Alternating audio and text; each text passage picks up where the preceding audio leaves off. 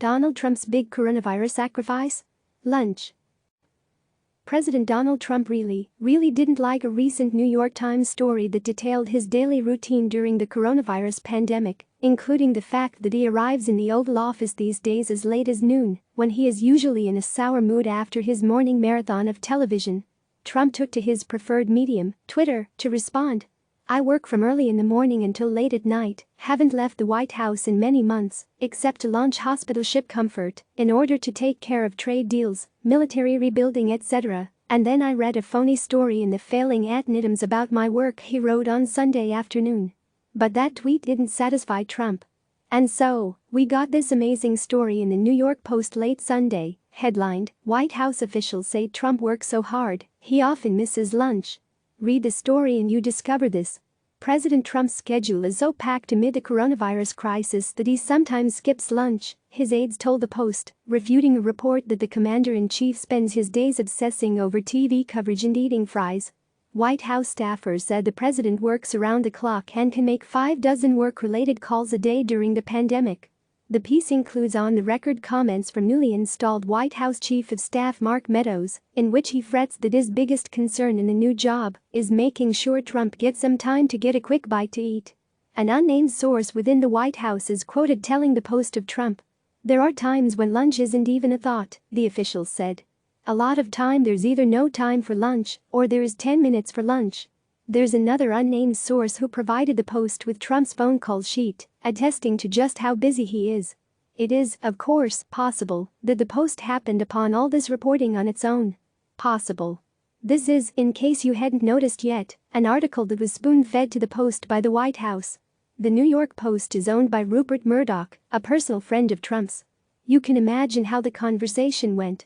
Trump, still angry about the portrayal in the Times, demanded that his press shop find a place to get a better headline that showed what a hard worker he is.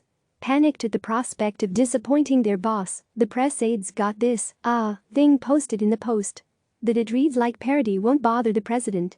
Honestly, imagine that this same headline White House officials say Trump works so hard, he often misses lunch, ran in The Onion.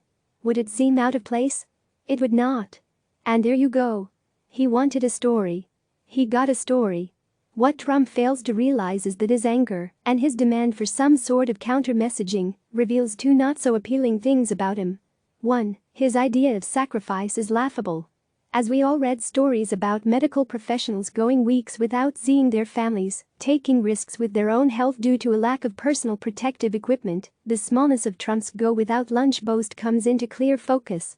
The President of the United States occasionally forgets to eat lunch because he is so busy? That is supposed to suggest he is part of the shared sacrifice millions of Americans are making as they actively work to combat the disease. What about kids who are struggling to get breakfast, lunch and even dinner now that schools are cancelled? The suggestion that this president is somehow making similar sacrifices is patently ridiculous. 2. He's deeply insecure.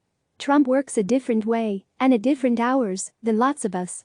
He loves being on the phone. He works late into the night. That's all fine.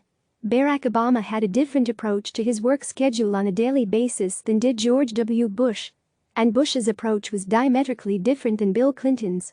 Everyone, including presidents, works best their own way. That Trump can't be confident enough in his approach to own it and, instead, works to push out a message that he is constantly working so hard, in fact, that he sometimes skips lunch, speaks to a deep-seated insecurity about how he is perceived by the public. Truly smart people don't need to tell the world how smart they are. Great athletes don't need to brag about their athletic accomplishments. And hard workers don't need to tell you how they skipped lunch because they were working so very hard. Trump is, seemingly, unaware of all of this. All he cares about is knocking down what he believes to be a bad headline with a good one. But in so doing, he's shown himself in a very unflattering light. Click subscribe to receive the latest news.